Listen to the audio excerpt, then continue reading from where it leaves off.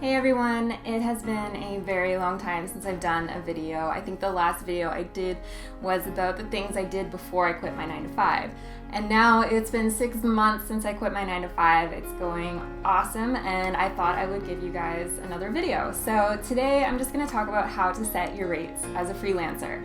I get asked this question a lot. It's a really complicated question and I struggled with this myself as well when I went freelance. It's really hard to know what to charge.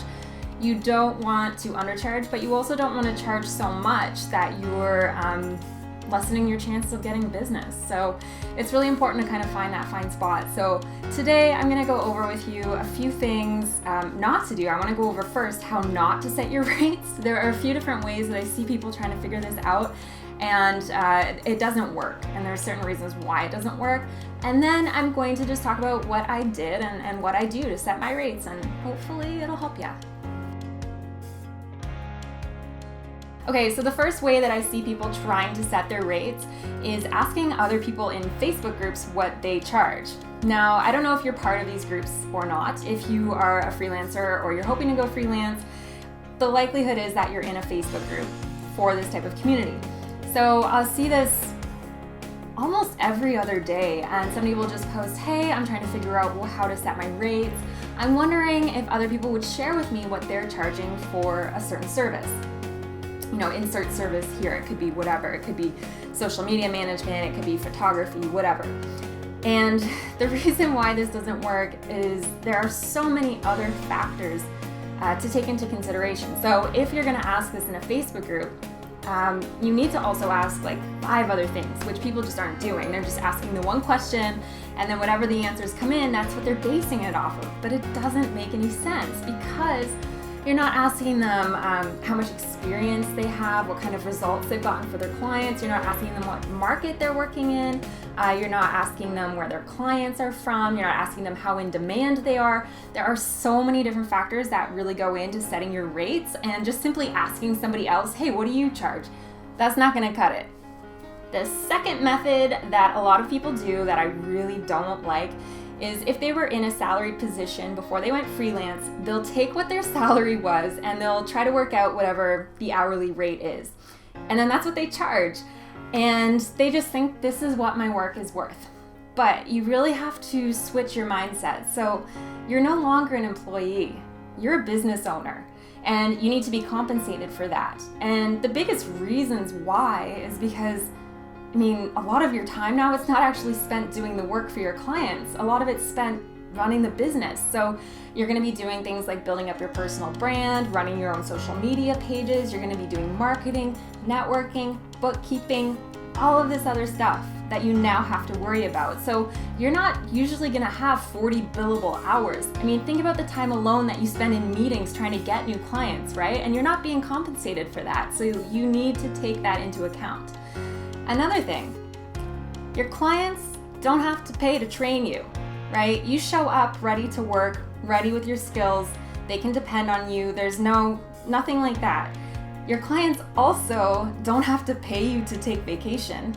You're not getting paid to take vacation now. They don't have to pay for your benefits. You don't have to take care of that for yourself. They're not going to pay into your pension. They're not going to pay into employment insurance, right? So you need to take all of these things into account. There is so much less for a client to worry about when they're working with a contractor or a freelancer than having an employee. And in fact, there's been a study done by the CAP that says that the average cost of replacing an employee, a mid-range employee, is 20% of what the annual salary was. So if that employee was making $50,000 a year, the cost of replacing that employee, $10,000. Now, if that employer goes with a contractor or a freelancer who's ready to work and they don't have to onboard them or take care of all this other business, that's a $10,000 savings, right? So there's definitely benefits that a company has to working with contractors and freelancers over working with employees. So use that to your advantage. And the last method that I see a lot of, if you Google how to set your rates of a freelancer, you're going to see this one all over the place. It's to come up, I can't believe that this is actually recommended. It's to come up with your ideal salary that you think would give you a good life, and then to figure out however many billable hours you're going to be working in that month. So the amount of hours you're going to be able to actually dedicate to client work, not running your business, not taking vacation. And then take the number that you come up with, the good life salary, we'll call it, and divide that by the number of billable hours you'll be able to work in the month. And that's your hourly rate. There's websites out there that actually recommend this. And I feel like it's pretty self-explanatory why you shouldn't just do this. I mean, I can go and say, oh, I'd love to make $300,000 a year. And I realistically am only going to be able to work 10 hours a week. So that means I should make X per hour and that's what I should be able to charge. No. And on the other hand, if you maybe live at home and you don't have a lot of expenses and you're saying, well, I only need $20,000 a year to live a pretty good life, and I'm going to be able to work 30 billable hours in a week, then I should charge this much. That doesn't really make sense either. You can't scale that. You're really selling yourself short. So by doing this, it doesn't take into account your experience, the market demand in whatever area you live in. It doesn't take into account how in demand you are either. The more in demand you are, obviously, the higher you can have your rates, because it's proven that people will pay those rates and they want to work with you. So I don't love that method at all. I think it's good to be able to work out that in your head and think, okay, and to do that math, but don't reverse engineer it necessarily. You should be able to come up with a range, and you can say, okay, I need to make at least this much, and I know that these skills and these services can warrant this amount of money. For example, like if I say, okay, I only really need to make $60,000 a year to live a really good life, and then I reverse engineer that, and what that works out to be, I look at it and I say, yes, it does match up with my experience. Yes, I know people are willing to pay for it. Yes, I don't think I'm going to be overbooked. I think this will give me a good level of work. If it hits all of those things, then it's a great method, but don't just reverse engineer it and say, okay, this is what I need to charge, and then just leave it there. Okay, so we've touched base on how not to set your rates, ideally, or at least if you're trying to go that method, what else you need to do. But here's what I did. So before I went freelance, I did a ton of research, and rates are out there. If you Google average hourly rate for a marketing consultant, you're going to get a range that comes up. Average hourly rate for a photographer, you're going to get a range that comes up. It's not difficult to find these ranges. And I think what most people find difficulty in is placing themselves somewhere in the range. And a lot of people, even if they have tons and tons of experience, but they're new to freelancing, they'll always put themselves at the bottom because they're not sure. But that's not necessarily how you should do it. So for example, if a marketing consultant in your area makes $50 to $150 per hour, look at your experience, look at how in demand you are, look at how confident you are in your skills, and then price yourself within that range. That's what I did. I didn't price myself at the very low end of the range because I wasn't an entry-level marketing consultant. I've been doing this for a while. Same with the other services that I offer. So that's one of the really good things to do, is to make sure that you take that range and then price yourself accordingly in it, and don't necessarily always put yourself at the bottom just because you're new to freelancing.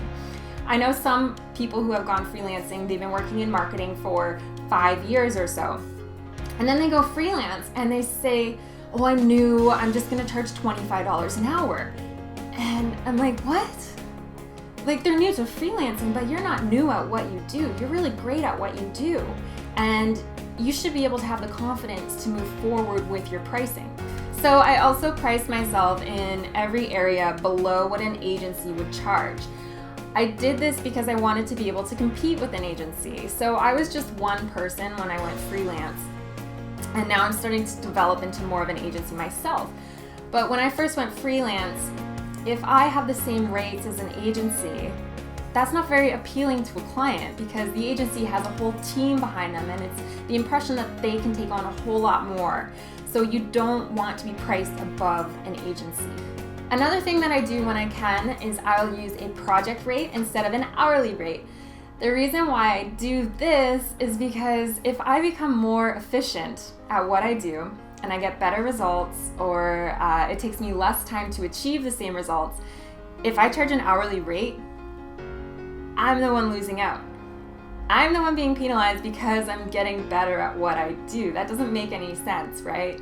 The client should be caring about the result, so they should be paying for the result and not the time it took you to do the result. So sometimes charging a project fee instead of an hourly fee is a really good option. The only problem is that it's really hard to come up with project rates sometimes. So what I do, if there's something that's a new project for me, I haven't done anything that's quite the same scope, but I definitely have the expertise to execute on it, I will charge an hourly fee the first time. And then at the end of it, I look at a few things. I look at, okay, how long did it actually take me to do? I look at the total price then that I charged the client, and I compare that against the value that I provided them. So let's say that the client only paid $500 because it only took me X amount of hours, but really what I provided them was worth $2,000. Well, that's something you can look at for the next client and charge a project fee instead, because then you're being paid for your expertise and your knowledge, not just your hours. And the last tip I want to tell you is just don't set your rates too low.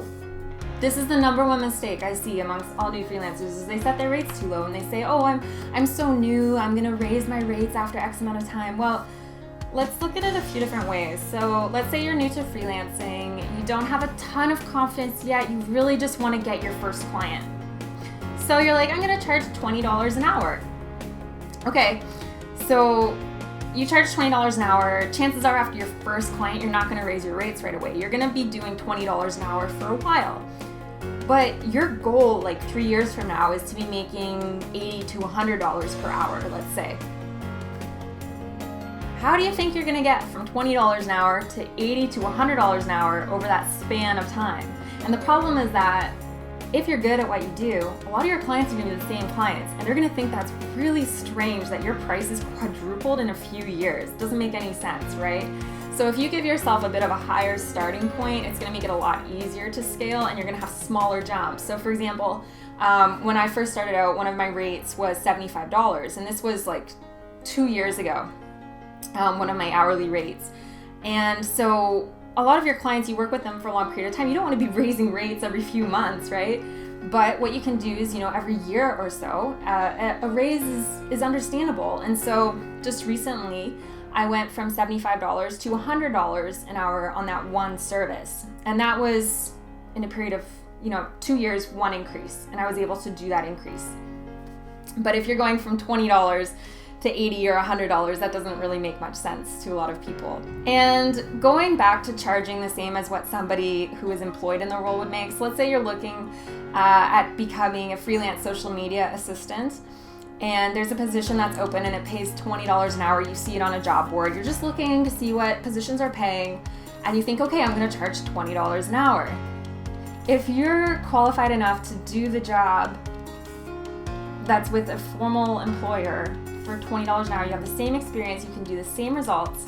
Knowing everything that we've talked about in this video, why would you only charge $20 an hour? Doesn't make any sense, right? There's a huge difference between a company using a contractor or a freelancer and a company having a formal employee. Again, there's so much less for them to worry about, so use it to your advantage. All right, well, I hope that you found a lot of value in this video. I hope it's helped you a little bit. And if you do have any more questions, just leave them in the comments below. I'll do my best to answer whatever I can. And please subscribe.